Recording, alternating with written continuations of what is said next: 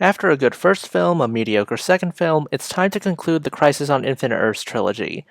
We open where we left off last time. The Shadow Demons have formed into the Anti-Monitor, and the heroes are fighting back against Anti-Monty. The Anti-Monitor ends up creating armor to adapt to the energy blast, so whoops, not sure why they just didn't animate him with the armor, but I'm assuming it's a budget issue. From the last film, we see the death of the Monitor, killed by Kara, who's hawked up on all the rage a psycho-pirate filled her with, or rather enhanced and brought out over his refusal to help anyone but her. However, the Monitor's body begins to float up and begins unleashing a ton of energy. This energy helps shield a handful of Earths from the sheer destruction brought about by the Anti-Monitor by teleporting them out of the Anti-Monitor's reach.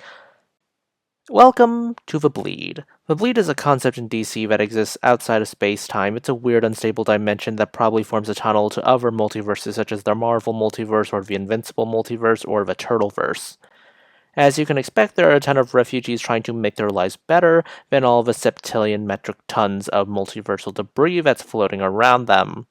As you can expect from a dimension that lacks any kind of stability, every superhero is on call 24/7 because natural disasters are happening more often than not, and space-time anomalies are breaking out everywhere. Let's just say mankind is walking with the dinosaurs, which is what we call a big yikes. After some heroics where heroes fight dinosaurs, seriously, I wish we did more animated shows so we could do with Superman holding the mouths of pterodactyls like this shut on a weekly basis. We get more space-time anomalies. Oh well, let's cut to Earth 10 and see what they're doing. Lex Luthor, being Lex Luthor, is now the supreme leader of Earth. Mount Vesuvius ends up getting time-space warped into the middle of Central City. Lex isn't willing to do anything about it, but Poison Ivy doesn't expect him to. She, however, is more concerned with the increasing frequency of these anomalies. The Anti-Monitor and his forces would be akin to being tossed into a boiling vat of water. Living in the Bleed, however, is akin to slowly being lowered into a boiling vat of water. But Lex has a plan, an evil plan. It's called torturing the Psycho-Pirate. And then we cut to Batman's group on Earth 2. We have an issue. The banned political party, whose name I cannot say, has just gotten their hands on the weapons of all of Batman's rogues gallery. I'm just calling them Team Austrian Painter so I don't get demonetized. The fight scene ensues between the Bat family and Team Austrian Painter.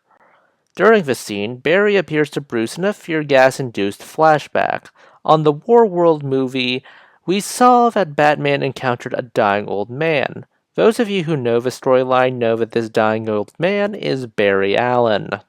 Meanwhile, on the Monitor satellite, Luthor here beams in and says the Bleed is buckling around Earth 146. This is the home of the Aquaman we've been seeing. The Anti-Monitor has arrived, and Aquaman goes to his home in order to face Oblivion with his family. Bruce wakes up. We hear from Dr. Chapel that more worlds are falling to the Anti-Monitor. Consulting with Dr. Fate, we see flashbacks that Bruce experienced during the fear gas-induced hallucination are indeed accurate. It's a major point in Fate, which actually drains Dr. Fate. Jon Stewart recalls his meeting with John Constantine and how this crazy old man turned out to be right about all of this. On Earth 18, the Wild West world, guess who is getting punch drunk? So apparently Batman searched the multiverse for eldritch energy and then started whittling down locations with booze. Then we need a sober Constantine after a bar brawl. Nabu has a solution. Throw water in his face. On Earth 2, we see the Anti-Monitor. And despite the best effort of the heroes, they get wiped out. On the Monitor satellite, Lois figures out what exactly Lex has done. Lex summoned the Anti-Monitor. Meanwhile, with Batman's group, we see into Constantine's memories. At the end of the Apocalypse War movie, we now learn the full details of when exactly Constantine sent Barry to Baby Darkseid to kill him. Meanwhile, Lex is blustering about his dealings with the Anti-Monitor and how they now have a chance to beat it. This is right on schedule. Another Anti-Monitor attack happens.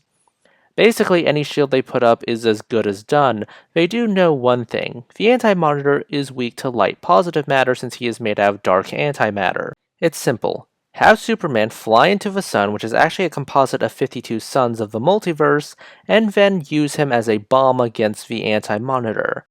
Kara actually goes ahead of him. Her powers were supercharged because she's also an adaptation of Harbinger, and the Monitor increased her powers earlier. Because Kara did kill the Monitor, she goes ahead and absorbs the power of 52 suns. The Anti-Monitor is back once more. The heroes attempt to pry off the Anti-Monitor's armor. Meanwhile, Lex and Superman order the towers to be shut down. After shutting down the towers, we see what leads to the thumbnail. This isn't Supergirl who fires this massive shot. No, it is Martian Manhunter. Where is he? He has arrived on the War World, and he intends to use a planet-sized cannon to stall the Anti-Monitor as much as he can. And look who is there to defend it, the Green Lantern Corps. Yeah, Razor is there as well. Basically, the Green Lantern Corps decides to end up going to Jon Stewart on the Earth-18 with the saloon and give him a ring. More on this nonsense later. Actually, no. This nonsense right now.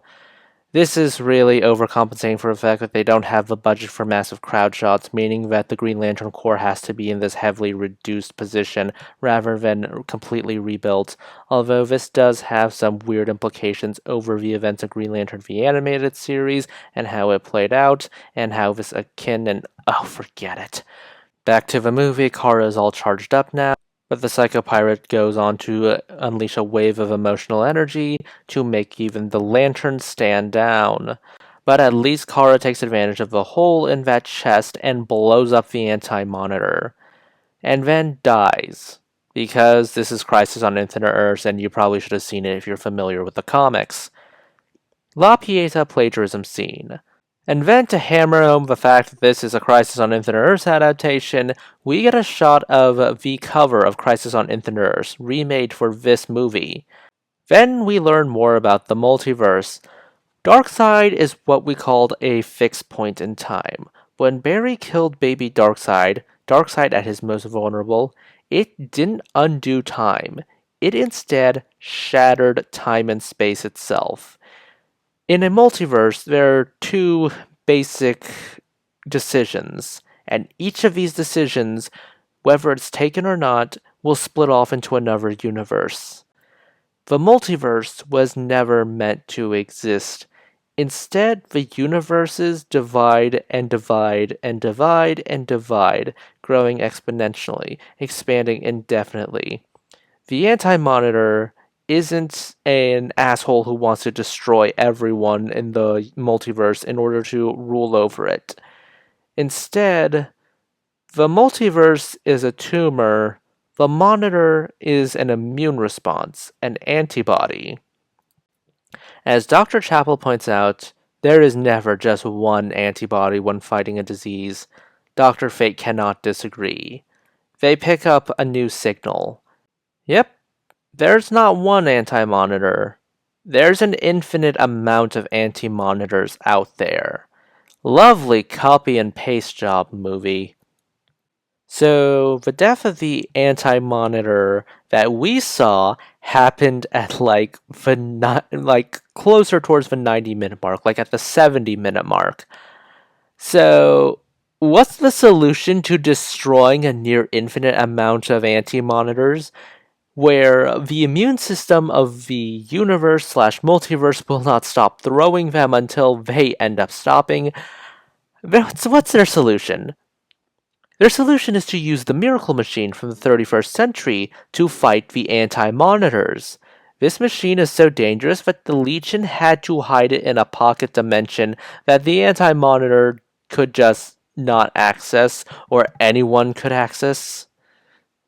So, basically, they retrieved the Miracle Machine with this character who has zero relevance, and what's her name, like Nightshade? I forgot, and I watched this movie. She is that irrelevant. She's a plot device. So, the Anti-Monitors have attacked one of the isolated Earths now. This is the world of Super Friends, and it dies.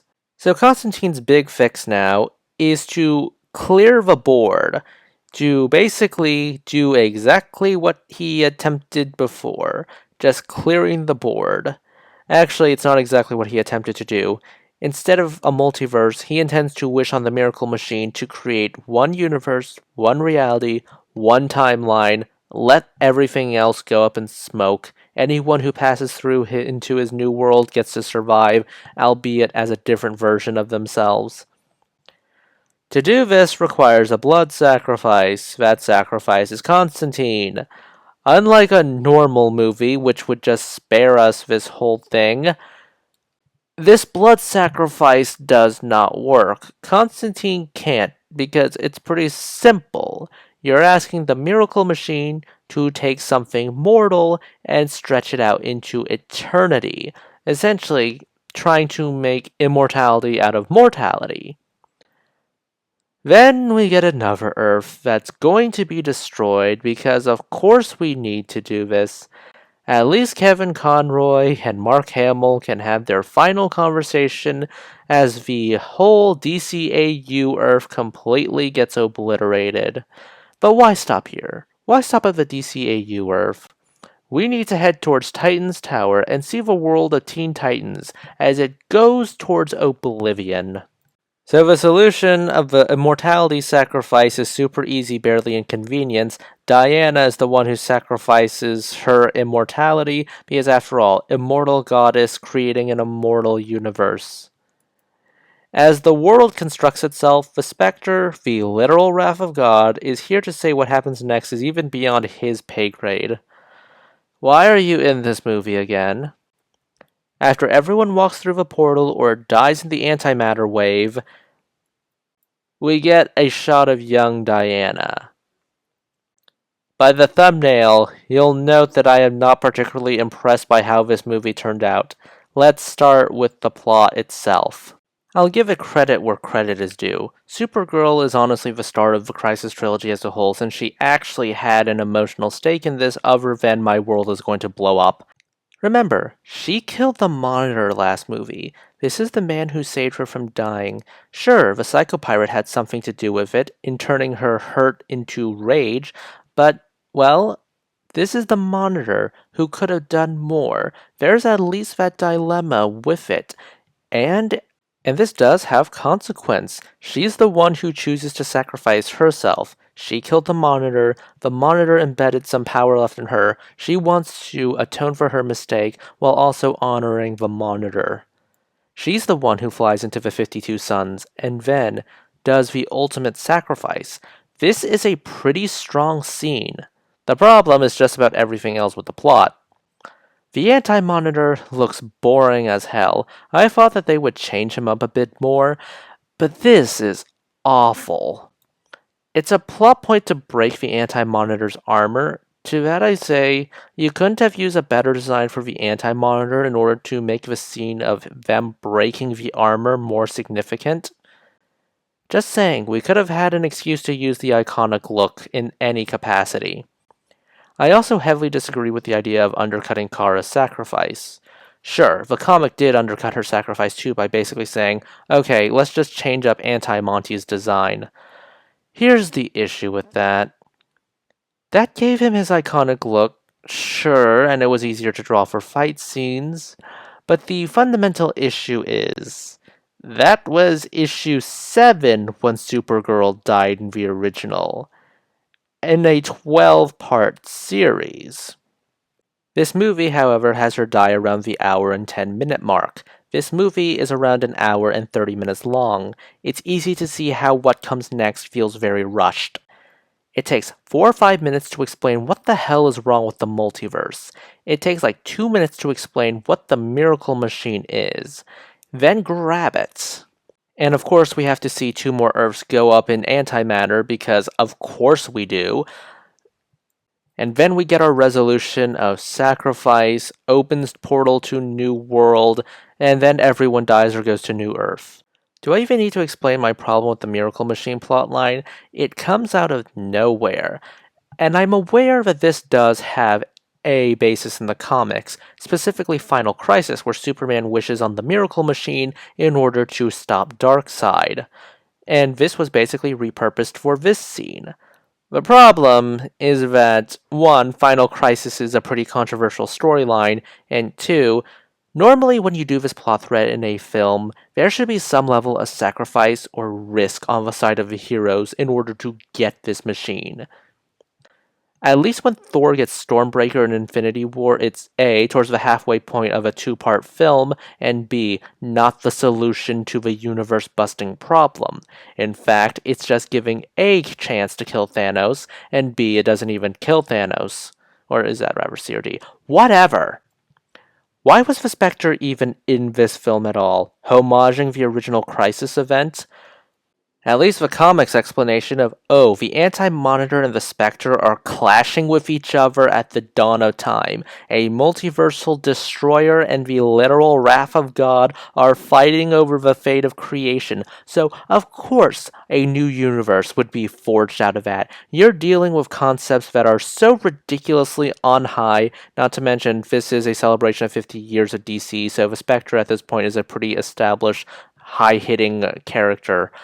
Not to mention, he also was empowered by other well-known characters such as Dr. Fate and Captain Marvel. I'm not calling him Shazam until he gets to his New 52 counterpart, etc.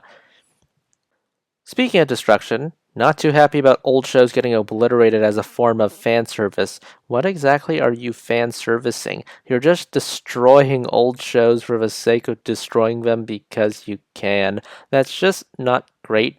As a concept of fan service, it's not dramatic, it doesn't do the characters any service, it just shows them being destroyed, and after a while it gets repetitive. The reason why I chose Teen Titans here is because we don't even see or hear of the Teen Titans in the 2003 show, not even a vocal cameo. In terms of Krona and the Green Lantern Corps being replaced by Constantine and Darkseid, I saw this coming. I'm fine with it to an extent with Constantine. With Barry, I'm absolutely condemning this. I am upset that we're yet again doing a Barry Allen story that goes, "Damn it, Barry, you broke time again." So my final thoughts on this movie. Story-wise, this movie has a paper-thin plot. I'll at least give Supergirl credit for having some kind of arc, but the overall payoff of this movie and this trilogy as a whole feels so subdued. Nothing ever feels like a victory, and the plot doesn't feel like it's moving. Even Lex's study of the Anti-Monitor feels less like a study and more like a formulaic gore fest without the gore on recycled animation. Another major problem with this movie is how it deals with tension. Either things feel so hopeless that you lose all tension because, well, how are you going to beat a multiverse destroyer when you're just Batman? Or things feel super easy, barely an inconvenience, like the Miracle Machine plotline.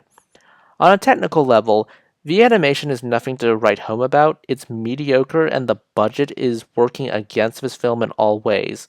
It's been a problem for the entire trilogy, but it's made worse by this being a finale. Crowd shots are clearly not what they're able to be, because you don't have the budget and the time in order to actually show these crowds of characters fighting and defeating shadow demons or dealing with the Anti-Monitor.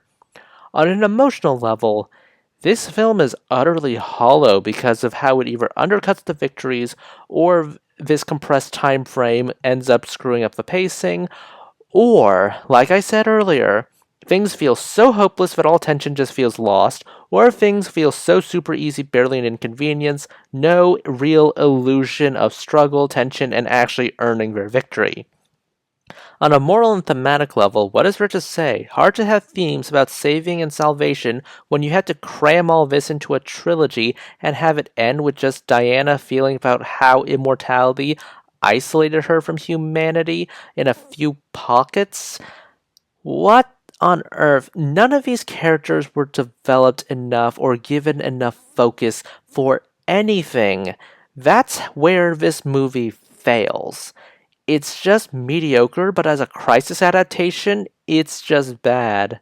Even visually, it's just bad. It's inferior to the live action. But hey, maybe my thoughts will soften over time. Maybe you can tell me in the comment section why I'm wrong. Please consider liking, subscribing, tipping the channel on Ko-fi. This is Cyril signing off.